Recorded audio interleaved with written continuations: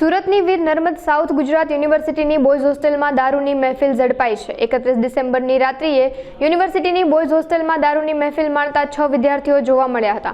મળતી માહિતી મુજબ યુનિવર્સિટીના રજિસ્ટર ઇન્ચાર્જ આરસી ગઢવીએ હોસ્ટેલમાં તપાસ હાથ ધરી હતી। તે દરમિયાન એક રૂમમાંથી દારૂની મહેફિલ સામે આવી છે।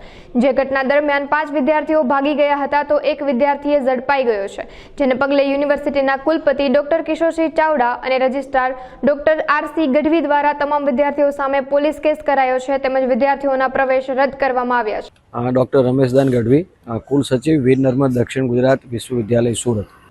31 ડિસેમ્બર હોવાના લીધે એવા ઇનપુટ ખાનગી રાહે મળી રહ્યા હતા કે કદાચ કોઈ વિદ્યાર્થીઓ આ પ્રકારની ગતિવિધિઓ કરી શકે છે। એટલા માટે અમારી સમગ્ર ટીમ, અમારા સિક્યુરિટી ઓફિસર અને અમારા રેક્ટરશ્રીએ પણ સ્થળ પર તપાસ કરી। હું પણ સ્થળ પર જાતે ગયો હતો અને તપાસ કરતા એક રૂમમાંથી આ પ્રકારે વિદ્યાર્થીઓ આવી ગતિવિધિ કરતા પકડાયેલા હતા અને એની સામે યોગ્ય કાર્યવાહી કરવામાં હાલ ચાલી રહી છે।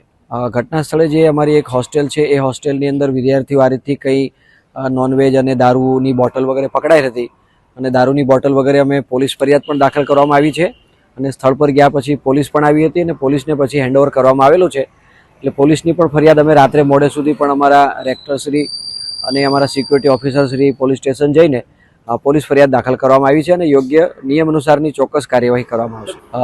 ગંભીર બાબત તો ચોક્કસ કહી શકાય। આ તો એક સમાજ જાગૃતિનો પણ વિષય છે, શૈક્ષણિક સંસ્થા છે, આવનારી પેઢી છે, વિદ્યાર્થીઓ આ રાષ્ટ્રનું ભાવિ છે, રાષ્ટ્ર નિર્માણમાં વિદ્યાર્થીઓનું ભૂમિકા છે। એટલે સૌ સાથે મળીને આપણે જાગૃતિ કરીએ, વિદ્યાર્થીઓમાં ડ્રગ્સ, શરાબ વગેરે નહીં હોવું જોઈએ એના માટેની ચોક્કસ અમે યોગ્ય કાર્યવાહી કરીશું અને સમાજ સાથે મળીને કરશે તો આપણે આ ચોક્કસ આમાં આપણને સફળતા મળશે એવું લાગી રહ્યું। જે વિદ્યાર્થીઓ પકડાયેલા છે અને જેની ઓળખ થઈ છે અધિકૃત અમારા રેકર્ડ દફતરે ચકાસણી કરતા એમના હાલ તુરંત છાત્રાલયના પ્રવેશો તો રદ કરી દીધા છે।